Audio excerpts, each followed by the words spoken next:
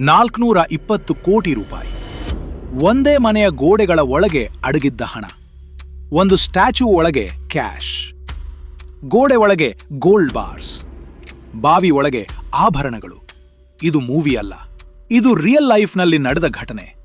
1981ರಲ್ಲಿ ಭಾರತದಲ್ಲೇ ಅತ್ಯಂತ ದೀರ್ಘವಾದ ಇನ್ಕಮ್ ಟ್ಯಾಕ್ಸ್ ರೇಡ್ನಲ್ಲಿ ಸಿಕ್ಕ ಸತ್ಯ. ಆದರೆ ಇದರ ಒಳಗಿರುವ ಮನಿ ಸ್ಟ್ರಾಟಜಿ, ಪವರ್ ಗೇಮ್ ಮತ್ತು ಮ್ಯಾನಿಪ್ಯುಲೇಷನ್, ಅದು ಯಾರೂ ನಿಮಗೆ ಎಕ್ಸ್ಪ್ಲೇನ್ ಮಾಡಿಲ್ಲ. ಇಂದು ನಾನು ಮಾಡ್ತೇನೆ.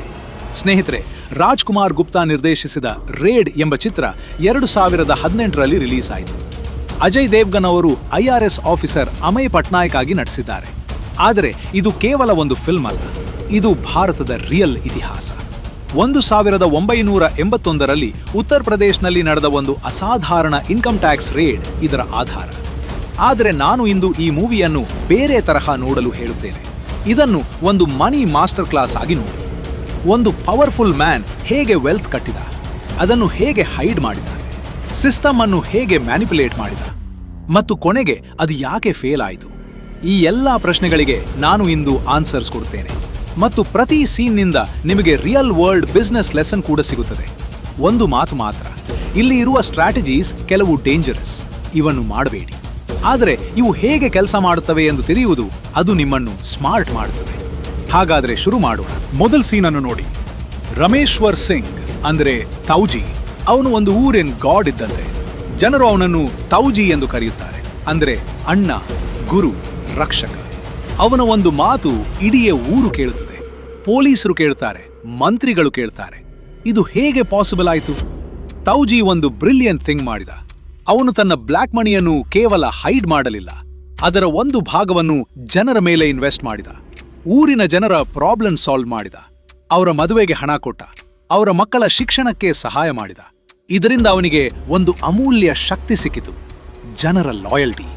ಮತ್ತು ಈ ಲಾಯಲ್ಟಿ ಅವನ ಅತ್ಯಂತ ದೊಡ್ಡ ಪ್ರೊಟೆಕ್ಷನ್ ಶೀಲ್ಡ್ ಆಯಿತು. ಬಿಸ್ನೆಸ್ ಲೆಸನ್ ಏನು?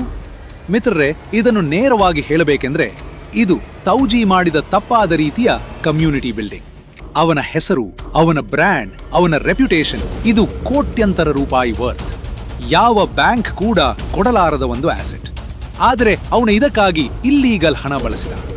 ಲೀಗಲ್ ಆಗಿ ನೀವೇನು ಮಾಡಬಹುದು?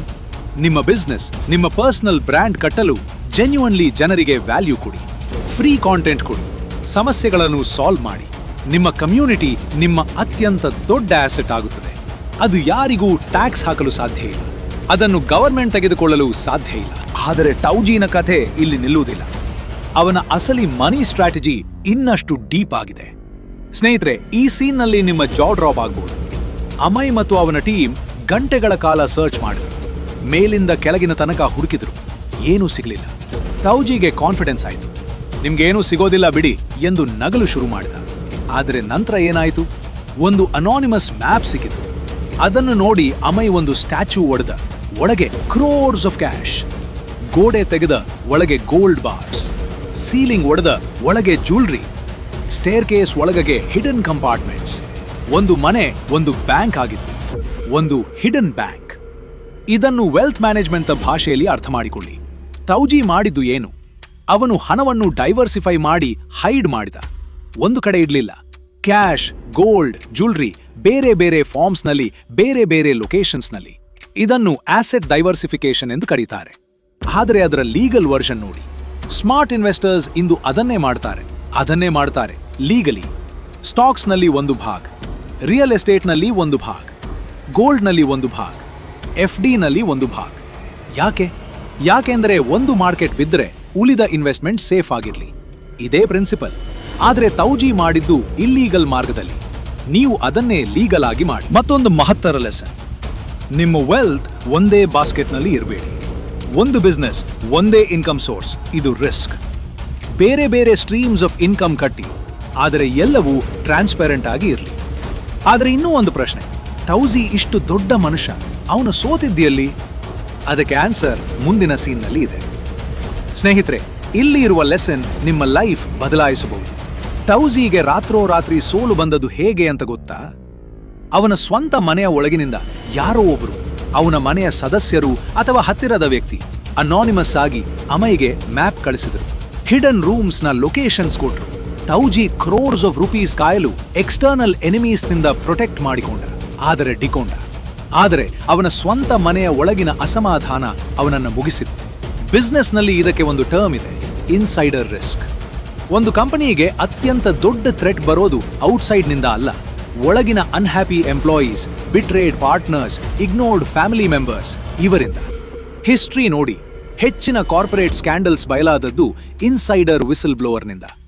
ನೀವು ಏನ್ ಮಾಡಬೇಕು? ನಿಮ್ಮ ಟೀಮ್ ಸಂತೋಷವಾಗಿ ಇರಲಿ, ನಿಮ್ಮ ಪಾರ್ಟ್ನರ್ಸ್ಗೆ ಫೇರ್ ಶೇರ್ ಕೊಡಿ, ನಿಮ್ಮ ಫ್ಯಾಮಿಲಿಗೆ ರೆಸ್ಪೆಕ್ಟ್ ಕೊಡಿ. ಒಂದು ಬಿಸ್ನೆಸ್ನ ಅತ್ಯಂತ ದೊಡ್ಡ ಸ್ಟ್ರೆಂತ್ ಮತ್ತು ವೀಕ್ನೆಸ್ ಒಂದೇ, ಅದು ಟ್ರಸ್ಟ್. ಇದನ್ನು ನೆವರ್ ನೆಗ್ಲೆಕ್ಟ್ ಮಾಡಬೇಡಿ. ಆದರೆ ಇಲ್ಲಿ ಇನ್ನೂ ಒಂದು ಪವರ್ಫುಲ್ ಸೀನ್ ಇದೆ. ತೌಜಿ ಸೋಲನ್ನು ಒಪ್ಪಿಕೊಂಡಲ್ಲ, ಅವನು ಒಂದು ಲಾಸ್ಟ್ ರಿಸಾರ್ಟ್ ಬಳಸಿದೆ, ಅದು ಪ್ಯೂರ್ ಪವರ್ ಪ್ಲೇ. ಈ ಸೀನ್ನಲ್ಲಿ ತೌಜಿ ಒಂದು ರಿಮಾರ್ಕಬಲ್ ಥಿಂಗ್ ಮಾಡಿದೆ. ರೇಡ್ ನಡೀತಾ ಇದೆ, ಹಣ ಸಿಕ್ಕುತ್ತಾ ಇದೆ, ಆದರೆ ಅವನು ಕೈ ಎತ್ತಲಿಲ್ಲ, ಬದಲಿಗೆ ಫೋನ್ ಎತ್ತಿದೆ. ಚೀಫ್ ಮಿನಿಸ್ಟರ್ಗೆ ಕಾಲ್ ಮಾಡಿದೆ, ಫೈನಾನ್ಸ್ ಮಿನಿಸ್ಟರ್ಗೆ ಕಾಲ್ ಮಾಡಿದೆ, ಪಾರ್ಲಿಮೆಂಟ್ ಮೆಂಬರ್ಸ್ಗೆ ಕಾಲ್ ಮಾಡಿದೆ, ಇಡೀ ಪೊಲಿಟಿಕಲ್ ನೆಟ್ವರ್ಕ್ ಆಕ್ಟಿವೇಟ್ ಮಾಡಿದೆ, ಪ್ರೈಮ್ ಮಿನಿಸ್ಟರ್ ತನಕ ಹೋದ. ಇದು ಒಂದು ಕ್ಯಾಲ್ಕುಲೇಟೆಡ್ ಸ್ಟ್ರಾಟಜಿ. ಅದನ್ನು ಪೊಲಿಟಿಕಲ್ ಕ್ಯಾಪಿಟಲ್ ಎಂದು ಕರೆಯುತ್ತಾರೆ. ಅಂದ್ರೆ ನೀವು ಕಷ್ಟ ಕಾಲದಲ್ಲಿ ಯಾರು ನಿಮ್ಮ ಮಾತು ಕೇಳಬಲ್ಲರು, ಯಾರು ನಿಮಗೆ ಹೆಲ್ಪ್ ಮಾಡಬಲ್ಲರು, ಅದು ಒಂದು ಇನ್ವಿಸಿಬಲ್ ಆದರೆ ಅತ್ಯಂತ ಮೌಲ್ಯವಾದ ಅಸೆಟ್. ಆದರೆ ಇಲ್ಲಿ ಒಂದು ಟ್ವಿಸ್ಟ್ ಇದೆ.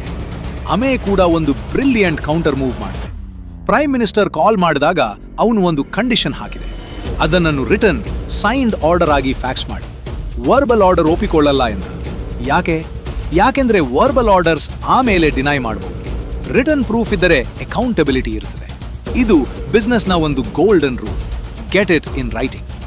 ಎಷ್ಟೇ ದೊಡ್ಡ ಮನುಷ್ಯ ಇರಲಿ, ಎಷ್ಟೇ ಕ್ಲೋಸ್ ಇರಲಿ, ಅಗ್ರಿಮೆಂಟ್ಸ್, ಡೀಲ್ಸ್, ಡಿಸಿಷನ್ಸ್ ಎಲ್ಲವೂ ರಿಟರ್ನ್ ಆಗಿ ಇರಲಿ. ಯಾಕೆಂದ್ರೆ ಮೆಮರೀಸ್ ಫೇಡ್, ಆದರೆ ಡಾಕ್ಯುಮೆಂಟ್ಸ್ ಉಳಿಯುತ್ತವೆ. ಮತ್ತು ಅಮೇ ಬಳಸಿದ ಸ್ಟ್ರಾಟಜಿ ಒಂದಿದೆ, ಅದು ಇನ್ನೂ ಪವರ್ಫುಲ್. ಇದನ್ನು ತಿಳಿದರೆ ನಿಮ್ಮ ಲೈಫ್ನಲ್ಲಿ ಯಾರೂ ನಿಮ್ಮನ್ನು ಬುಲ್ಲಿ ಮಾಡಲಾರರು. ಸ್ನೇಹಿತರೆ, ಇಲ್ಲಿ ಅತ್ಯಂತ ಪವರ್ಫುಲ್ ಲೆಸನ್ ಇದೆ. ಅಮ ಒಬ್ಬ ಗವರ್ಮೆಂಟ್ ಆಫೀಸರ್, ಅವನ ಸ್ಯಾಲರಿ ಕಡಿಮೆ, ಅವನ ಪವರ್ ಸೀಮಿತ. 7 ಇಯರ್ಸ್ನಲ್ಲಿ 49 ಬಾರಿ ಟ್ರಾನ್ಸ್ಫರ್. ಅಂದ್ರೆ ದೊಡ್ಡ ದೊಡ್ಡ ಜನ ಅವನನ್ನ ನಿರಂತರ ಅಟ್ಟಾಡಿಸಿದ್ದಾರೆ. ಆದ್ರೆ ಅವನು ಯಾಕೆ ಬಿಡ್ಲಿಲ್ಲ? ಅವನ ಒಂದೇ ಒಂದು ಶಸ್ತ್ರ, ಇಂಟಿಗ್ರಿಟಿ. ಅವನು ಯಾರ ಹಣ ತೆಗೆದುಕೊಂಡಿಲ್ಲ, ಯಾರ ಒತ್ತಡಕ್ಕೆ ಬಗ್ಗಿಲ್ಲ. ಅವನ ರೆಕಾರ್ಡ್ ಕ್ಲೀನ್ ಆಗಿತ್ತು. ಯಾಕಾಗಿ ಅದು ಮುಖ್ಯ ಅಂದರೆ, ಯಾರಾದರೂ ಅವನ ವಿರುದ್ಧ ಏನಾದರೂ ಹೇಳಲು ಪ್ರಯತ್ನಿಸಿದರೆ ಅವನ ಮೇಲೆ ಒಂದೂ ಕಳಂಕ ಇರಲಿಲ್ಲ. ಇದನ್ನು ಬಿಸ್ನೆಸ್ ಲ್ಯಾಂಗ್ವೇಜ್ನಲ್ಲಿ ಏನ್ ಕರೀಬಹುದು? ರೆಪ್ಯುಟೇಷನ್ ಮೋಟ್. ಅಂದ್ರೆ ಒಂದು ಕ್ಯಾಸಲ್ ಸುತ್ತ ಇರುವ ಕಂದಕ. ನಿಮ್ಮ ರೆಪ್ಯುಟೇಷನ್ ಕ್ಲೀನ್ ಆಗಿದ್ದರೆ ನಿಮ್ಮ ಎನಿಮೀಸ್ ಕೂಡ ನಿಮ್ಮನ್ನು ಮಾಡಬೇಕಾದ ಕೆಲಸ ತಡೆಯಲು ಸಾಧ್ಯ ಇಲ್ಲ. ಅದು ನಿಮ್ಮ ಅತ್ಯಂತ ದೊಡ್ಡ ಪ್ರೊಟೆಕ್ಷನ್. ಲಾಂಗ್ ಟರ್ಮ್ನಲ್ಲಿ ನಿಜವಾದ ವೆಲ್ತ್ ಫೈನಾನ್ಷಿಯಲ್ ವೆಲ್ತ್ ಮಾತ್ರ ಅಲ್ಲ, ಅದು ಟ್ರಸ್ಟ್ ಮತ್ತು ಇಂಟಿಗ್ರಿಟಿಯಿಂದ ಕಟ್ಟಲ್ಪಡ್ತದೆ. ತೌಜಿ ಬಳಿ ಕೋಟ್ಯಂತರ ರೂಪಾಯಿ ಇತ್ತು, ಆದರೆ ಅಮಾ ಬಳಿ ಇದ್ದದ್ದು ಇನ್ನೂ ಪವರ್ಫುಲ್ ಆಗಿತ್ತು, ಅದು ಟ್ರಸ್ಟ್. ಕೊನೆಗೆ ಗೆದ್ದದ್ದು ಟ್ರಸ್ಟ್. ಆದರೆ ಒಂದು ಕೊನೆಯ ಸೀನ್ ಇದೆ. ತೌಜಿ ಮಾಡಿದ ಅತ್ಯಂತ ದೊಡ್ಡ ಮಿಸ್ಟೇಕ್ ಯಾವ್ದು ಗೊತ್ತಾ? ಇದು ಕೇಳಿ, ಏಕೆಂದ್ರೆ ಇದನ್ನು ಅನೇಕ ಬಿಸ್ನೆಸಸ್ ಇಂದೂ ಮಾಡ್ತಿವೆ. ತೌಜಿ ಮಾಡಿದ ಅತ್ಯಂತ ದೊಡ್ಡ ಮಿಸ್ಟೇಕ್ ಏನು? ಅವನು ತನ್ನ ವೆಲ್ತ್ ಅನ್ನು ತನ್ನ ಐಡೆಂಟಿಟಿ ಎಂದು ತೆರೆದ. ತನ್ನ ಮನಿ ಇರುವ ತನಕ ತಾನು ಅನ್ಟಚಬಲ್ ಎಂದು ಬಿಲೀವ್ ಮಾಡಿದ. ಯಾರಿಗೂ ತನ್ನನ್ನು ಮುಟ್ಟಲು ಸಾಧ್ಯ ಇಲ್ಲ ಎಂದು ಅಹಂಕಾರ ತಂದುಕೊಂಡ. ರೇಡ್ ಶುರುವಾದಾಗ ಅವನು ಲಾಫ್ ಮಾಡಿದ. ನಮ್ಮ ಮನೆಯಲ್ಲಿ ಏನೂ ಇಲ್ಲ, ಸರ್ಚ್ ಮಾಡಿ ನೋಡಿ ಅಂತ. ಆ ಕಾನ್ಫಿಡೆನ್ಸ್ ಯಾಕೆ ಬಂತು? ಯಾಕೆಂದ್ರೆ ಅವನು ದಶಕಗಳಿಂದ ಸಿಸ್ಟಮ್ ಅನ್ನು ಕಂಟ್ರೋಲ್ ಮಾಡಿದ. ಪ್ರತಿ ಬಾರಿ ಬಚಾವಾದ. ಅದರಿಂದ ಅವನಿಗೆ ಫಾಲ್ಸ್ ಸೆನ್ಸ್ ಆಫ್ ಸೆಕ್ಯೂರಿಟಿ ಸಿಕ್ಕಿತು. ಇದನ್ನು ಹ್ಯೂಬ್ರಿಸ್ ಎಂದು ಕರೆಯುತ್ತಾರೆ, ಅಂದರೆ ಅಹಂಕಾರದ ಕುರುಡು. ಹಿಸ್ಟ್ರಿ ನೋಡಿ, ಬಿದ್ದ ದೊಡ್ಡ ದೊಡ್ಡ ಎಂಪೈರ್ಸ್, ಕಂಪನೀಸ್, ಬಿಲಿಯನೇರ್ಸ್, ಅವರಲ್ಲಿ ಹೆಚ್ಚಿನವರು ಬಿದ್ದದ್ದು ಎನಿಮಿಗಳಿಂದ ಅಲ್ಲ, ತಮ್ಮ ಓನ್ ಓವರ್ ಕಾನ್ಫಿಡೆನ್ಸ್ನಿಂದ. ಎನ್ರಾನ್ ಬಿದ್ದದ್ದು ಹೀಗೆ, ಸತ್ಯಂ ಬಿದ್ದದ್ದು ಹೀಗೆ. ವ್ಯಾಪಾರದಲ್ಲಿ ಯಶಸ್ಸು ಬಂದ ಮೇಲೆ ಹಂಬಲ್ ಆಗಿ ಇರುವುದು ಅದೇ ರಿಯಲ್ ಇಂಟೆಲಿಜೆನ್ಸ್. ನೀವು ಎಷ್ಟೇ ಬಿಗ್ ಆಗಲಿ ಸಿಸ್ಟಮ್ಗಿಂತ ದೊಡ್ಡವರಲ್ಲ ಎಂದು ತಿಳಿಯಿರಿ.